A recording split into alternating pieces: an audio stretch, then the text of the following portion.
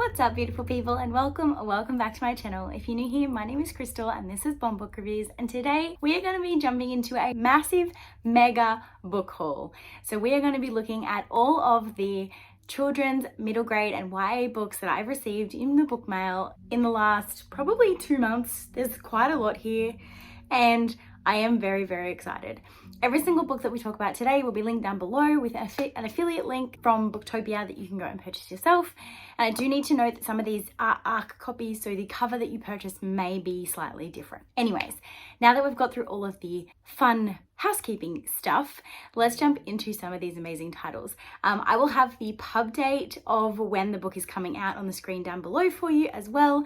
It'll either say out now or when it is coming out. We're going to go through the title of the book, the author, and a little bit of a description of what I think or what I know about the title, and we'll probably talk about some of the ones that I'm probably the most excited about. I also want to thank all of the publishers that have gifted me these copies.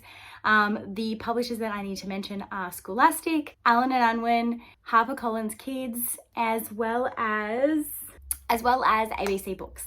So let's jump on in to some of these. I'm so excited. I know that this is a little bit different than my usual content, but if you have been around here for long enough, you do know that I used to do a kind of like a thing over on my Instagram, which was What Addie Read, where we read kids' books and she reviewed them, and it was a fun little thing we did where I posted pictures of her surrounded by the books. As you would have seen in the thumbnail, she got back involved in this one, so she has loved some of these coming home. It's so good. We read a book to her every night, so these are some of the new books that have like kind of come through the door recently that we have read, so I'm going to give you my honest thoughts on the ones we have read. And yeah, so I'm just going to stop rambling and let's just jump on into the titles. I will have timestamps below for the different like age ranges. So we'll start with our children's books and then we will go into middle grade and then YA. So they will be timestamped below if you're after a particular age category. And as I have mentioned as well, everything will be linked down below so you can go and buy your own copy or pre-order. So first up we have Too Loud Lily, and this is by Sophie Laguna and illustrated by Kerry Argent. Now, as I said, a lot of these are proof copies, so they are like paperback, but most of these will be coming out in hardcover. It's just the way that I have received it, and I apologize for the reflected on that, but it is the afternoon and I need light, otherwise you will not be able to see what I'm doing. So it's just gonna be there and be annoying, and we're just gonna pretend that it's not there. This one is illustrated by Kerry Argent, and I think this one is really, really cute. This is the story of a hippo who has been told that she is too loud and she needs to be quiet all the time until she gets the lead role in a play that allows her to be as loud as possible. She gets to stomp and sing and just be her loud Lily self. And I think it is absolutely brilliant.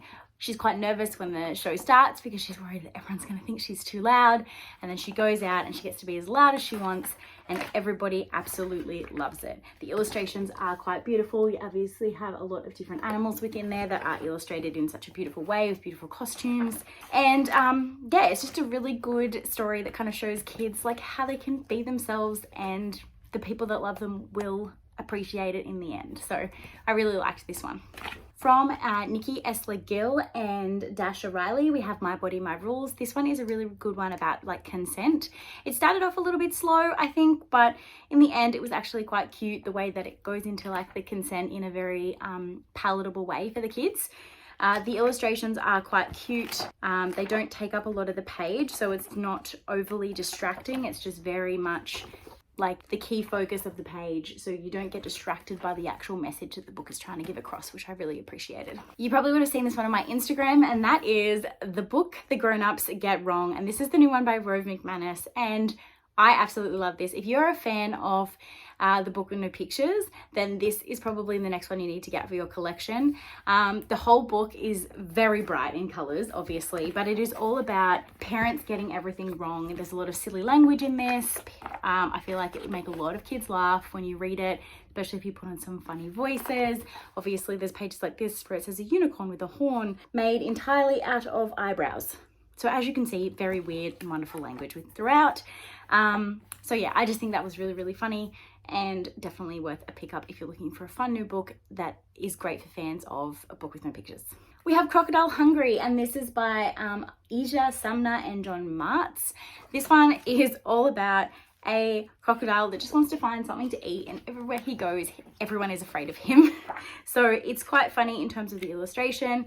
I found that I was giggling a little bit as I read this one to Addie.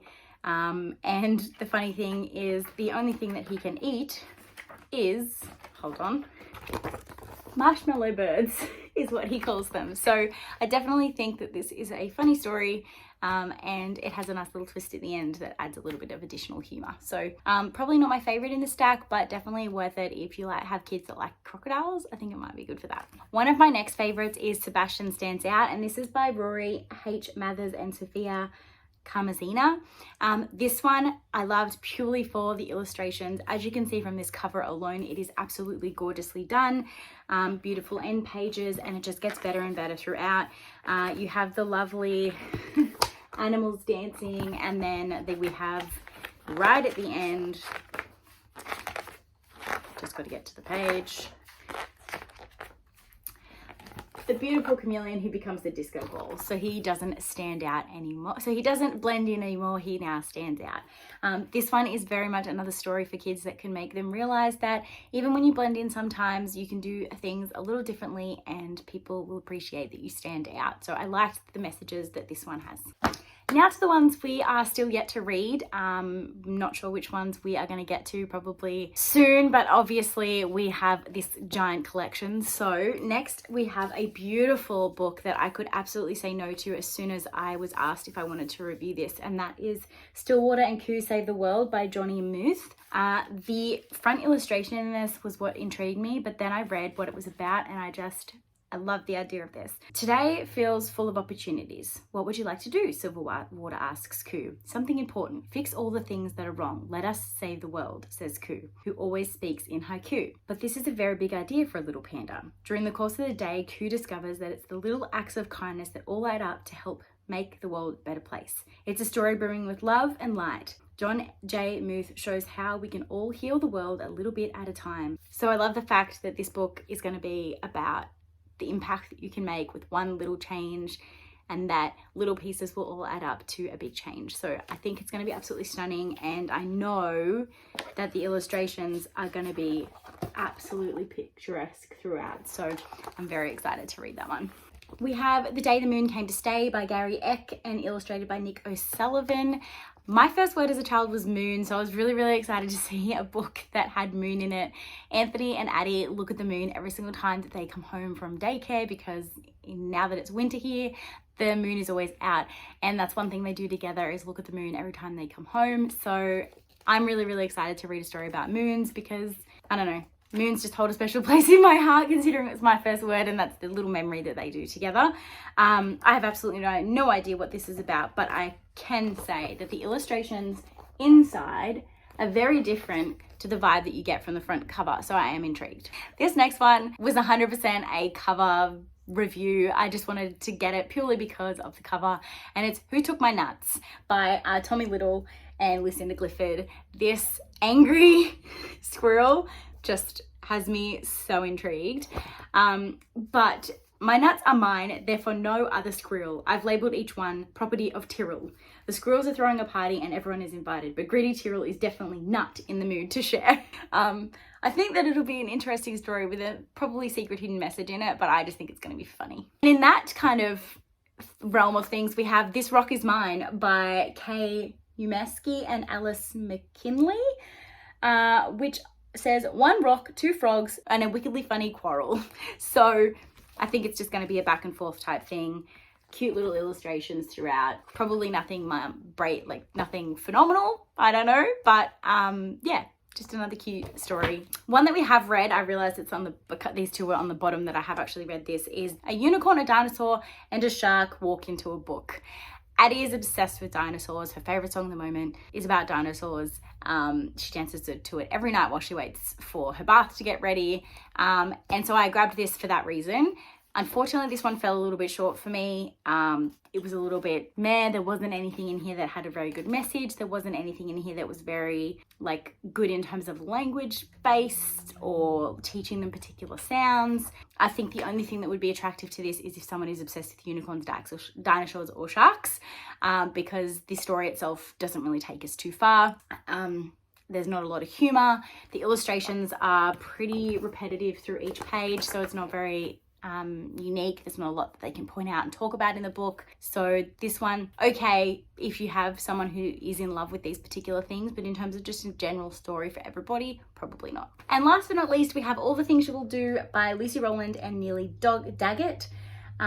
This one I think I am absolutely going to adore. It says here, remember that you're wonderful. It's great just being you. I think I love any story that kind of has a really good message for kids, and I think this is going to be like no other. And that front cover is just brilliant. The illustrations throughout are very, very bright, colorful, and I have a feeling that there's going to be a little bit of representation in here as well, which makes me quite excited. Okay, so they are all of the children books that I have read or will be reading soon that I wanted to share with you in my book haul. Now let's jump into our middle grade. So first in the middle grade, the one that I have to talk about the first because I'm so excited that I got a copy of this, is the sequel to A Girl Called Corpse by Reese Carter. This is The Lonely Lighthouse of Elston-Fright, and I am so excited. This book holds a special place in my heart.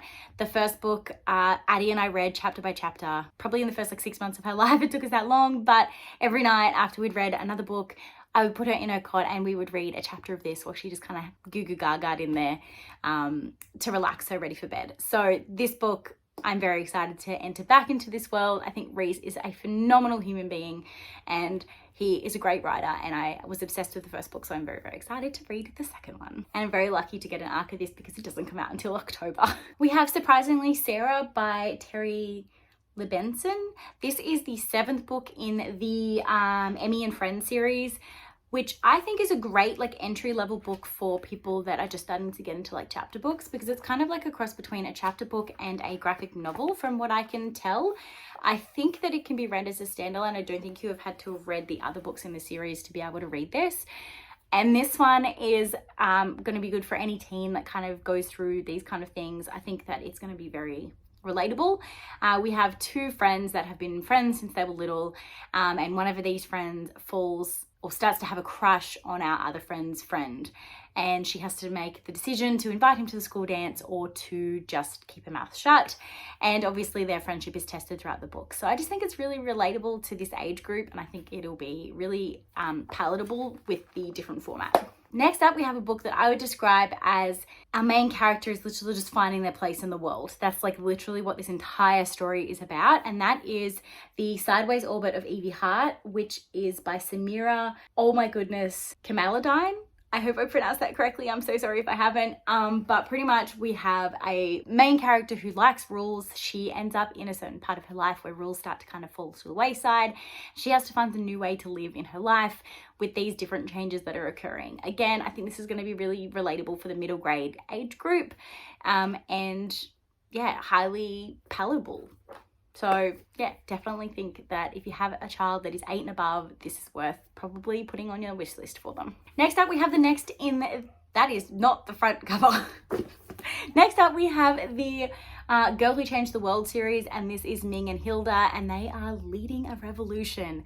I have not read any in this series. I have the entire collection. I have put it aside ready for my nieces and nephew because I really think that they're going to appreciate this. They really enjoy historical fiction. I think Jackie French is a great historical fiction middle grade writer, one of like the best from the few that I have read, and I definitely think that this is going to be a phenomenal series that more and more kids and middle grade kids need to read, because it kind of like opens up their world to a new side of history that they may not be learning about, and it's a new side of literature that isn't so humor based, it's more serious. So I think that it brings up some new topics that they may not necessarily be exposed to in other parts of their literature exposure.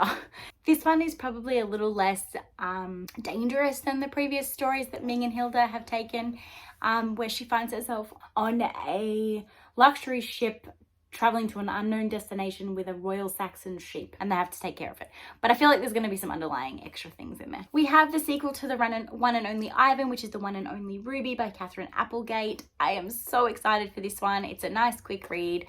The One and Only Ivan movie is like really high up on my want to watch list after reading the book, so I'm very excited to also read the sequel of the book. I love elephants, so very, very excited for this one. If you have a child in your life who was a fan of the Last Kids on Earth series, which I personally really enjoyed as an adult, and we gifted the entire box set to Anthony's brother, they have released the Last Comic on Earth, which is a additional story or a comic version, I'm not quite sure, but it does have the same kind of characters in it, and of course it is a comic book version. Whether they go on extra adventures or it's a comic book version of the entire stories, I'm not sure of, but it does look like it is the next big thing, so I have a feeling it's going to be different adventures that they go on. So Matt Stanton, the best-selling author of Funny Kid, is releasing a new book called The Odds, which is the power of being odd. And this is obviously a graphic novel, whatever you want to call it, graphic novel, yeah, picture book. And I just think it's going to be a new story from him, because I think Funny Kid has kind of gotten a little bit repetitive. So it's nice to introduce some new characters. This next book I am super excited for. I think that there's not a lot of books like this for middle grade. I mean, we see books like this in the adult realm, but not so much in middle grade. And that is Millie, Mac and the Maker. Obviously, this is not the final cover, but this one is by Alice Pung and Cher Rilling. And this, the cool thing about this is it follows the story of a 9-year-old girl who discovers that she has a superpower. She can take everyday objects and turn them into something new and beautiful and useful.